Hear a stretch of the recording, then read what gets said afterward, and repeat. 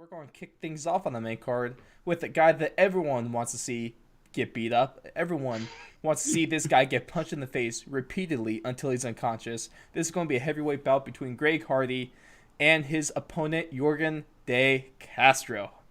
How do you see this one going, Blake? I honestly think Greg Hardy is going to get the dub. I know. I don't want to say it, though. Just because, you got to keep in mind, Greg Hardy is a specimen, dude. Like, He's that really guy, all pro, right? Wasn't he all pro? He was not really just, good when he was playing with the boys. Not just Pro Bowl, but I want to say all pro with the Panthers at least. And I should not have said it that way. Oh, sweet damn. But, when he's playing with the Cowboys. yeah, that was Catholic but yeah, Church. so I think he kind of has that John Jones factor, that just physical specimen factor over most of the people that he's going to match up with in the heavyweight division. Obviously, until he gets to the Francises and people like that. He's nowhere near that level, for sure. But no, Greg not Hardy, at all. he's for all the hate on him, he has a lot of potential. He could really make some moves in this heavyweight division. And he's getting better. Yorgan's going to be a good test, though. He'll be decent. I don't think he's that good of a fighter. I think that Greg Hardy is being fed decent competition now. It's not as gimme as it used to be. Yorgan De Castro definitely he's had some wins in the UFC, at least, compared to most opponents that Greg Hardy fights. Usually they suck. So they're trying to ease him into it, which I can totally get. You can't just, when you're investing in a guy, you can't just put him out there and feed him to the wolves. You're doing yourself a disservice. You're doing not only him a disservice, but your company a disservice. So you can't really do that. Exactly. But I think Greg Hardy is getting, you're seeing improvements with him, and I think the better he gets, it's kind of a good scenario for the UFC, because he's that polarizing figure, right? He's that guy where people love to hate him, and even if it's hate, you're still going to tune in, just like a Mayweather. You want to see that guy get beat up, just like Colby. Going back to right? Colby. Yep. So, the UFC, they know what they're doing with this guy. Exactly. And I don't think, in my opinion, I do not think Yorgan De Castro is going to be the guy to beat up Greg. I don't think so. Well, still don't think it's coming. The only because person he's a savage, bro. Greg Hardy is a savage. They're lucky his there's last a loss referee was there. Alexander Volkov. I wouldn't want to fight that guy without a referee. No. Like, that guy would kill me. That's the street fight no one looks forward to. But Greg Hardy's last loss was against Alexander Volkov, and Volkov is he's no just decent fighter. He is a rock solid fighter, especially with that 31-7 record. So he's no joke. But Greg Hardy is probably going to take this one. Greg Hardy by knockout, second round. Yep, I'm gonna say Greg Hardy, knockout, first round. First round. Can he beat in his I believe his 2019 fight against Juan Adams? This was on 45 seconds. 45 seconds into round one on the UFC ESPN 4 San Antonio. Does he beat this record? No. Easy answer, no. Because Juan Adams got lit up. So sorry, Juan. No offense to Juan, but next fight, we are going to have a really exciting matchup. It's going to be a featherweight bout between number 7 ranked Jeremy Stevens and number 9 ranked Calvin Kattar. These guys aren't huge by any means of the word, but like the heavyweights, though, they like to slug it out, and this is probably going to be a slugfest. Yep, I think from the chatter that I've been seeing online, this is probably like the fourth fight that people are looking forward to the most, I would say, even ahead of Cerrone and Pettis, because these guys are high level. They're ranked 7 and 9, but really, Kattar, if he beats the right people, he could easily be a top 5 fighter, I think, in the featherweight division. They both at least have the talent to be in the top 5. And not to mention, Kattar is a little younger, so he looks shinier probably, and just a little bit, like there's more opportunity available with him for the company.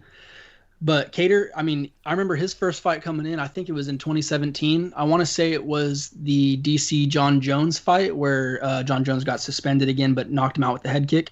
He fought Andre Touchy-Feely on that one. You know how I feel about him. That's my boy. And he beat him up. He beat up Feely, as much as I hate to admit that.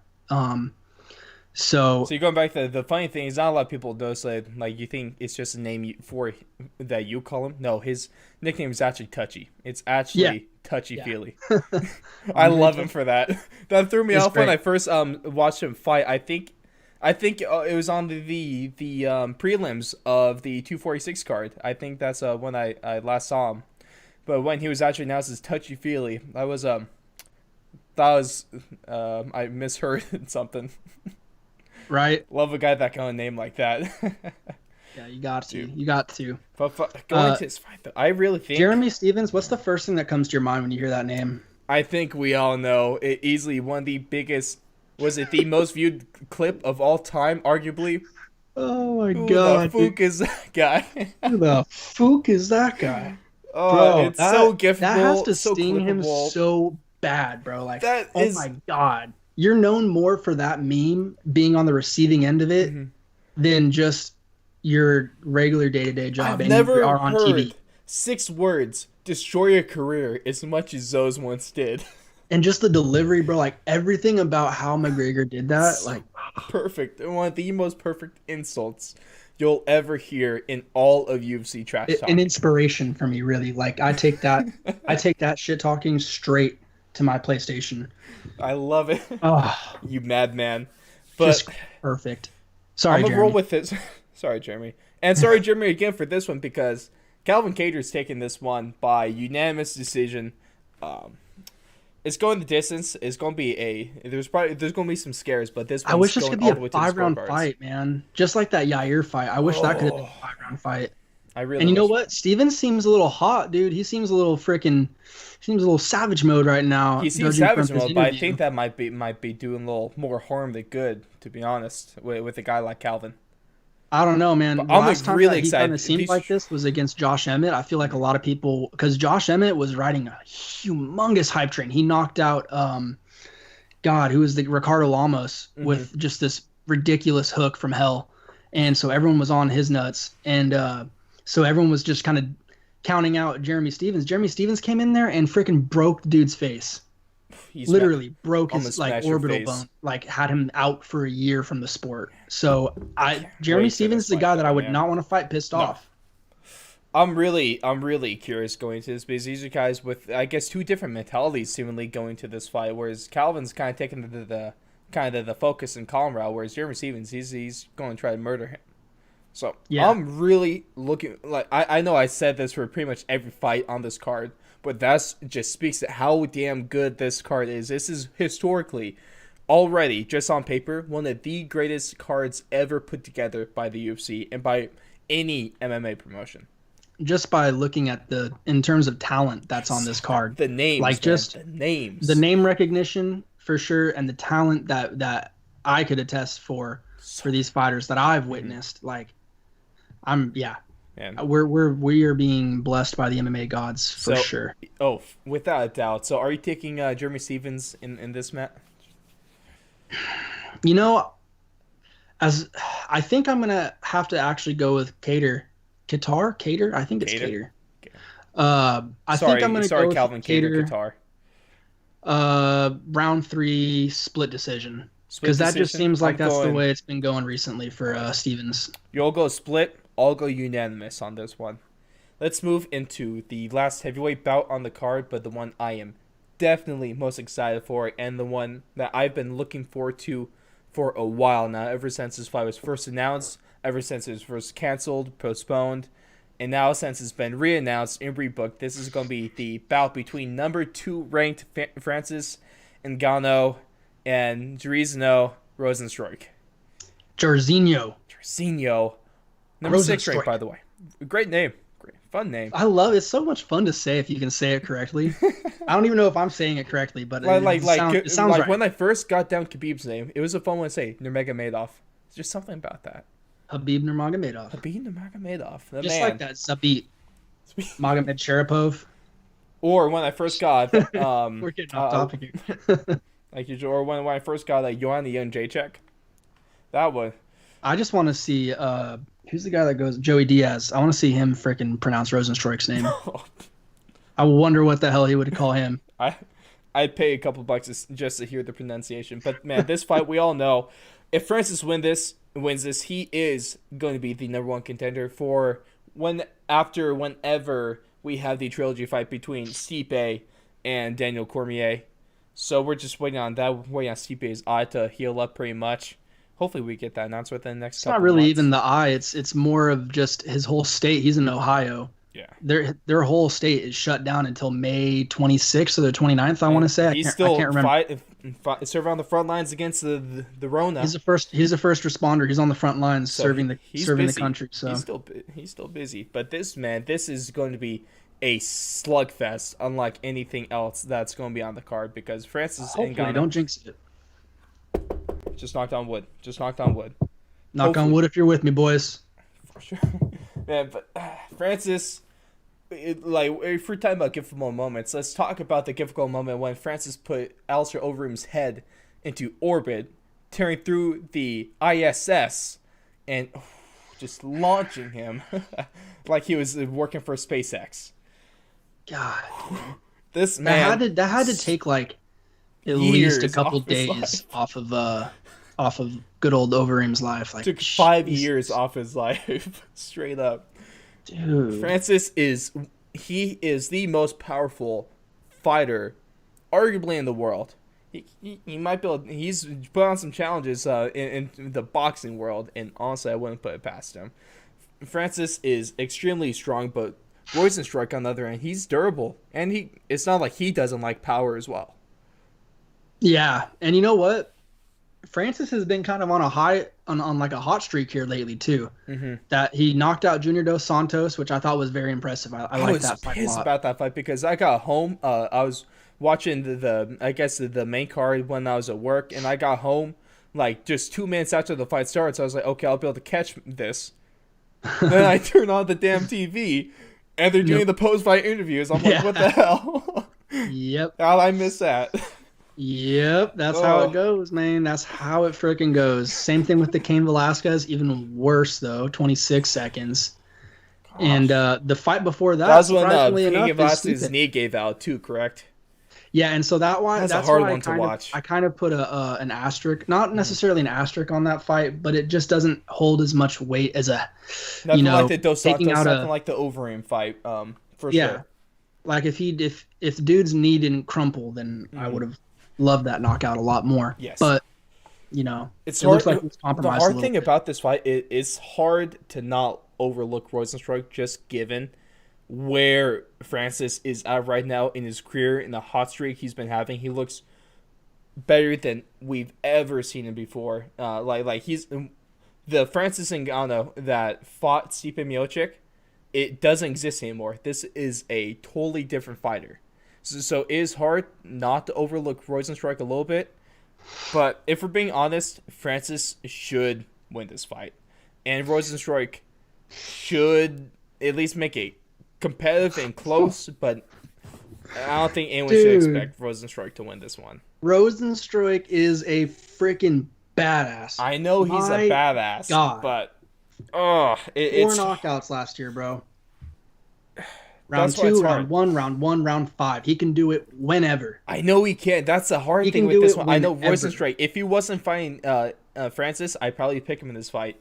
But I wish this was a 5-rounder too, wasn't it? It was the main event. It was the main event of that fight night that's supposed to take place in Columbus.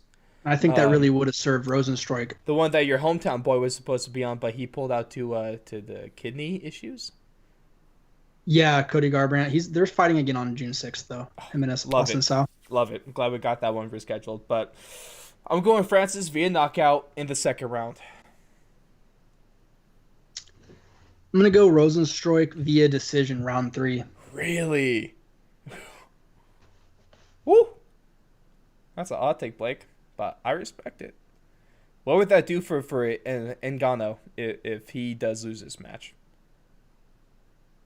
I mean, it would put him down to number 5 besides the or rankings, 4 or 5. Let's look outside the rankings. What would this do for him as, I guess, mentally or the perception of Francis? I mean, it would just keep him more in the gatekeeper role, and he'd have to get on another hot win streak. So this is a huge opportunity for I mean either one of these guys really. Rosenstruik 4-fight win streak against pretty damn good competition. This very well could be the number one contender for Rosenstruik as well. Overeem ex-champion. He's going against a number one contender basically, except for number two. But if once DC retires, he will be the number one contender.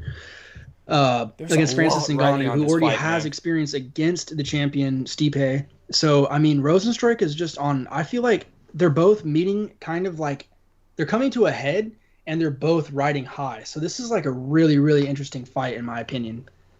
But the reason I'm going with Rosenstruik is just I've tended to see that Ngannou, when the stakes are super high, at least for the Stipe fight, he just didn't show up. This, Cain Velasquez fight, everyone was counting him out.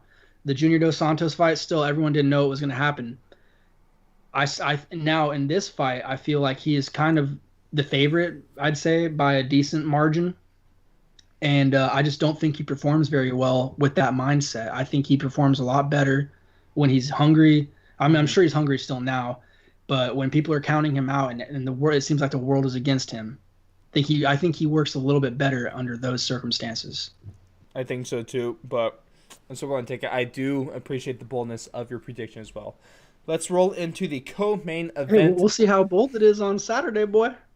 Yes, we will. Of course, on the live stream. We're going to see who did better. Oh yeah, these are going to be posted on the website. There is going to be evidence written, and we're going to have a little competition. And we're going to have Jalen. You couldn't join us tonight, but we're going to have Jalen write down his predictions, and we're all going to see who is the best one at predicting stuff. Straight up, we're going. Here we go, Blake. We're going to have our own title. It's going to be our fourth and long title, and whoever has the most correct predictions is going to carry that. And defend it at each pay-per-view. That's fair. I think that's a move. That's a money move. Speaking of money moves, this is going to be the co-main, and it's going to be our first championship fight of the night. This is going to be in my opinion, the most underrated fighter in all of UFC. Triple C cringe champ. Hey Blake, did you know that this guy has a gold medal? Really? I'd never heard that before. Right? Are we talking about Dom Cruz? No, we're actually talking about Henry Cejudo. It's actually him with the gold medal. Yeah. Isn't his nickname like Double C? I think so. It might be triple. Sorry, I didn't do enough research going tonight. I apologize, everyone. But we got the cringe chef himself, Henry Cejudo, taking on one of the most storied names in this bantamweight division, a guy who helped build the roadblocks and build the path. He paved the path of this division. Former champ in his own right as well, Dominic Cruz. This is going to be a great fight, depending on what version of Dominic Cruz we get in his return to the octagon.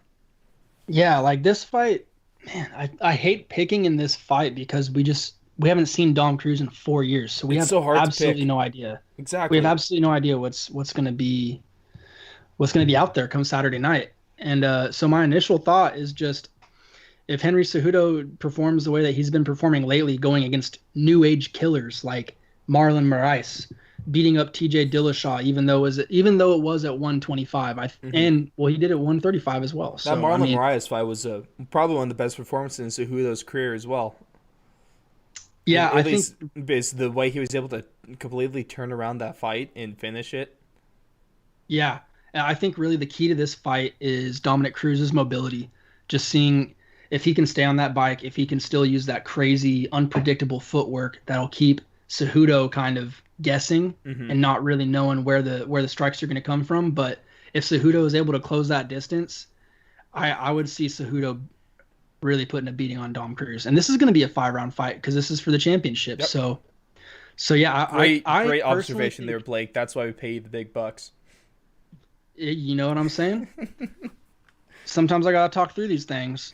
Cejudo, I definitely think I'm going to give him the nod based on just what have you done for me lately. And also, I don't know, Dom Cruz just looks old. His Instagram, he looks old. I cannot with a clear conscience actually pick Dominic Cruz in this fight. No disrespect to him, but it's That's a shot in clearly the dark, really. I if I'm a betting man, I can't put money on him. We But you don't know what's know what he's crazy going is to get. It's been 6 years since we've seen him inside the UFC octagon. what's crazy is I actually saw Dan Hardy. I think it might have been, was it Dan Hardy or was it Florian? It might have been K-Flow. I think it was K-Flow and Schaub. They were making the argument that Dom Cruz is going to win a decision. I don't see it. Just because they think that he's going to be, back to his old ways, unhittable and moving in and out, and Cejudo's not going to be able to close the distance and stay in front of him and get in the boxing range and bust him up. But I just don't see it. Dominic Cruz. I don't. I see Henry Cejudo knocking out Dominic Cruz in the 4th round. The book's been written, right? I mean, the book's out. Cody Garbrandt wrote the book on how to defeat Dom Cruz. Yes. And he literally has been in a cave since. No disrespect. I'm sure he's been injured plenty of times, like always, but it's just facts. Like, what have you done for me lately? Absolutely nothing. The fact that he got this fight is just crazy to me. I give a lot of respect to that, to be honest. Yeah. That's pretty impressive. I don't have anything against the fight necessarily because No. I'm a lover of just fights in general, and so you give me matchups and I get excited about the matchup no matter what the matchup is. Do I think it was fair necessarily? Probably not. I would have rather probably seen an Aljo or maybe even a Jan get that shot before Cruz did. But you got to do what you got to do in times like this, especially when not everyone's available. And honestly, to the UFC's perspective, I would be willing to bet a name like Dominic Cruz is going to sell better than a name like Jan, or maybe even Aldo, Yeah, Aldo. And just to clear it up, I was talking about Aljamain Sterling. But yeah, Aldo, for sure, he can't do anything. He's in Brazil, so he's totally out of the mix right now. No. And Aldo, I think just in terms of name recognition, I think they're pretty comparable. But Cruz, keep in mind, he's on TV almost every week. Time that there's an event. He's one of the commentators for a lot of these fights as well. Yeah, free publicity right there, basically. It's he's getting paid to be getting publicity, actually. Exactly. So. You can't beat it. But I'm taking Henry, knockout, 4th round. What are you taking? I'm doing Henry. The 4th round sounds pretty nice, actually. But I think I'm going to go. I think Henry gets him in the 3rd. I'm going to go 1 round sooner. Doesn't even make it to the championship rounds. No, I think Cejudo can finish him in the 3rd. All right, I like it. But now let's finish this off with the coup de grace, not the fight that everyone was hoping for originally, but this is a fight that has slowly grown on me even more than it was when it was first announced. And I honestly might be more excited for this fight than I was for the original Khabib matchup. But this is going to be the number one. First off, this is going to be for the lightweight interim title. We're going to have number 1 ranked fighter Tony El Cucuy Ferguson. El Cucuy. Put some respect on his name. El Cucuy, my bad. I'm sorry, everyone. The boogeyman. Right? Is that what it is? He's the boogeyman. He's the boogeyman. Pretty sure that's what it is. He is the guy that messes people up. He's the guy that scars people for life. Like, have you heard the recent interviews of the story that I believe it was ESPN did that talked about people that have formerly fought against Ferguson and just how bad it is to fight him? Yeah, you saw that tweet? Uh-huh. Yeah, that was interesting. Really, like what Josh Thompson was saying and all that. Yeah, it was good. It was good stuff. I would never want to fight Tony Ferguson because he's scary as hell. Honestly, I might rather fight Francis Ngannou. Well, at least it's over quick. Exactly. That's what I'm saying. Tony Ferguson is going to make you suffer. Francis, but then again, you might have permanent brain damage with Francis. Well, it might be better than bleeding out from face lacerations from Ferguson. I'll take my chances with the lacerations. And he's going up against number 4 ranked contender Justin Gaethje. And I really like this matchup because these are two guys that do anything but hold back punches. Right. And Tony Ferguson, he's going to try and hit you from everywhere. It's not just going to be with his hands. It'll be with his every type of any legal part of his body that he can strike you with, I'm sure he will give that a go. And, some people was it the 6 points of striking in Muay Thai. I think Ferguson has found like 20 different points of striking. Yeah, I mean, he's ridiculous, dude. He'll just go outside and start elbowing a metal pole for like 20 minutes straight, while most people are just like, eating yogurt or something. While doing backflips off a tire, part of his typical workout routine. Guy's a freaking Spartan, man. I don't even know what that guy puts in his coffee, but it's got to have, I don't know, Tiger blood. A little bit of cocaine in there or something. I don't know. The cocaine. He's crazy. He is absolutely insane, and that's why I think he's probably one of my favorite fighters, because has to be. He shows up every time, whether or not he starts the best, like in like the Kevin Lee fight where he fought Kevin Lee. I thought it was a really dangerous start for him.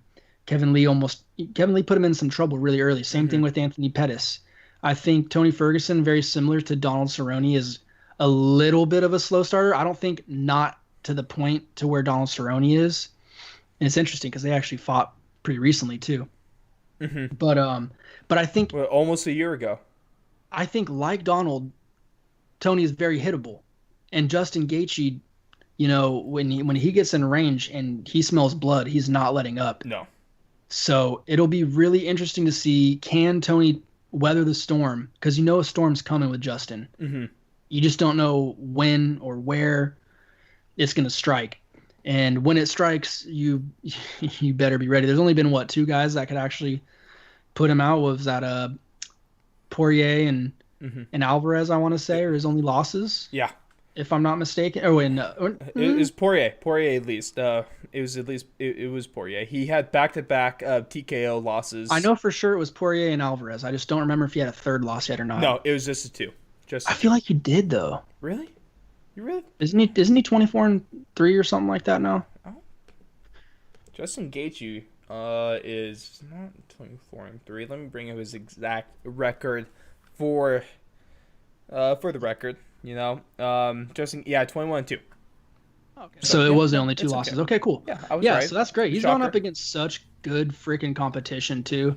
The Edson Barboza fight, I think he got him after a war, so I don't give that one as much weight. But he's had like easy, I would say not easy, but he's had very quick fights his last few times out.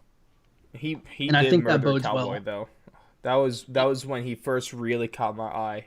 That was an execution.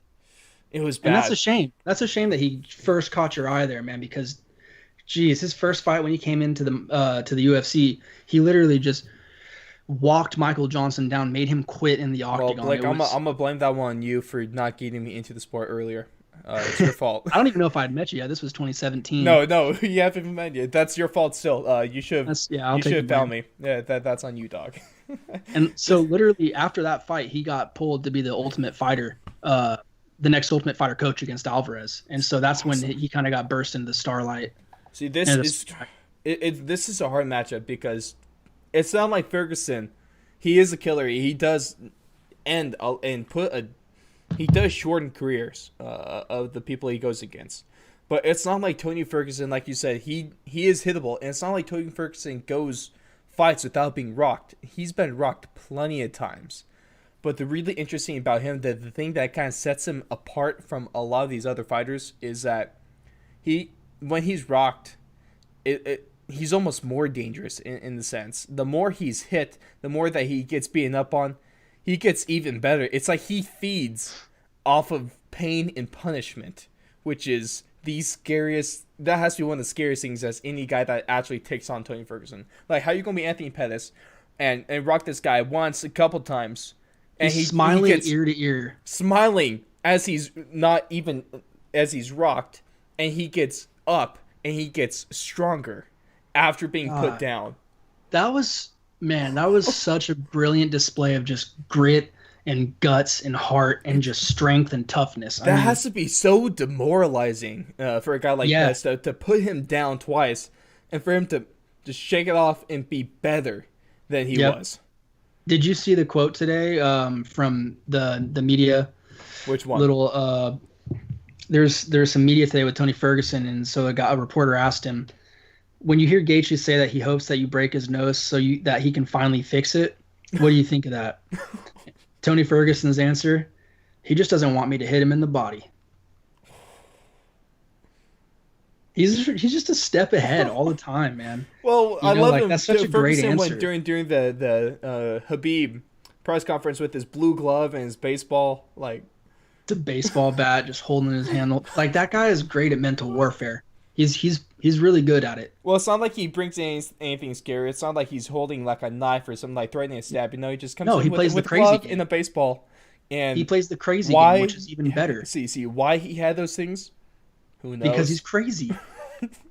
I'm telling you, dude, he's doing it. He's playing the I think psychopath card, I don't think and he's that even is playing. I think Tony Ferguson is legit psychopath. he very well could be. And that's what I'm That saying boy is not that's right in the even head. more powerful than trying to intimidate somebody, than trying to do anything. Like if you think somebody is crazy, like if me personally, if I think someone is freaking weird or crazy, That's like scary, I'm right? way more inclined to avoid them and Exactly. just stay away because I'm like, Exactly. yeah, that guy's one, I don't want to talk to them. Two, I don't want to freaking Hmm. see them or freaking. They probably smell bad too, you know? Like Jesus Christ, who All knows? They right. might have a freaking But knife. let's get down to brass tacks, Blake, because who cares about anything besides the actual predictions on this one? I think this is actually going to be a lot closer than maybe people already think. Justin Gaethje has a legitimate shot at winning this fight, taking the interim title, and being the next, hopefully, the next guy to face off against Habib Nurmagomedov. Justin Gaethje is also the man that Dustin Poirier has come out and said that he's the only one currently capable of putting an L on Habib's record. And take that as you will. Uh, Poirier has both knocked out Justin Gaethje, and he's also taken a submission loss to Habib, and what was a great fight for that round at least. So, man, I'm gonna go on the limb. I'm saying Justin Gaethje by knockout in the championship rounds. Tony Ferguson is gonna TKO him. What round though? Round. I'm gonna have to. It's gonna have to be round probably four, I would think. Because Justin Gaethje, he doesn't quit. I mean, No. Tony Ferguson's gonna have to put a beating on him, See, and Justin I Gaethje think he also will. Gaethje's come out and said like it seems like a month ago now, but Justin Gaethje is going to have 20 minutes of absolute fury against Ferguson. Then after that, he doesn't know what's going to happen. But that was when they were first scheduling the fight, so I he's already come back and taken that away from what he initially said. I'm sure he's okay. gonna have a little bit more of a I, well prepared and planned out game yeah, plan now that he's had I think what, like so. 2.5 extra weeks to train and prepare. I'm gonna take Gaethje in the fourth round though. I really do believe it. Maybe not really do believe it, but I think Didn't you say the fifth round just like I 2 said minutes ago? championship rounds, so that can mean fourth or fifth. Yeah, well, it sounds like you're not making up your mind and you I need said to fourth. put on some big boy pants and make Yeah, a prediction and stop sounding I like a bitch. said fourth. Don't give me that. We're going four. Justin Gaethje Okay. round four. All right, you done now? Are you done changing your answer? There was no change. There was just a specification of it. Sure you don't want to hop on the bandwagon and go Ferguson so you don't have a losing record against me? I don't care. I don't care about that, Blake, because Okay. if I don't need your opinion. I don't need. No, any you're of that used to stuff. losing. You're a Broncos fan, so it's all good. No, I'm used to the Broncos and Raiders drawing in their season series with each other for like the last 5 years, like last 3-4 years now. Yeah, I'm used to having more Super Bowl rings. They're the same amount, 3-3. Okay, so it doesn't really matter. The Raiders. Just wait for this year. When was the Raiders' last Super Bowl? You said what? When was the Raiders' last Super Bowl appearance? The Raiders' last Super Bowl appearance was in 2002. As long as time ago, Blake. Long as time Yeah. ago. Yeah, it's a shame. When do you think the Broncos are ever going to get back in the playoffs? This season, 17. But that's besides the point because we're talking UFC right now. You can listen to more of our football stuff over on our weekly episodic podcast. Disgusting. Man, but all I can say is that, like I said, time and time again, that this card, from early prelims to the prelims to the main event, this is going to be an amazing card. And what better way to come back to UFC and professional sports in America than with the card of this caliber, Blake? Yep, I'm freaking ready. I'm ready to see some people get punched. I really can't wait. But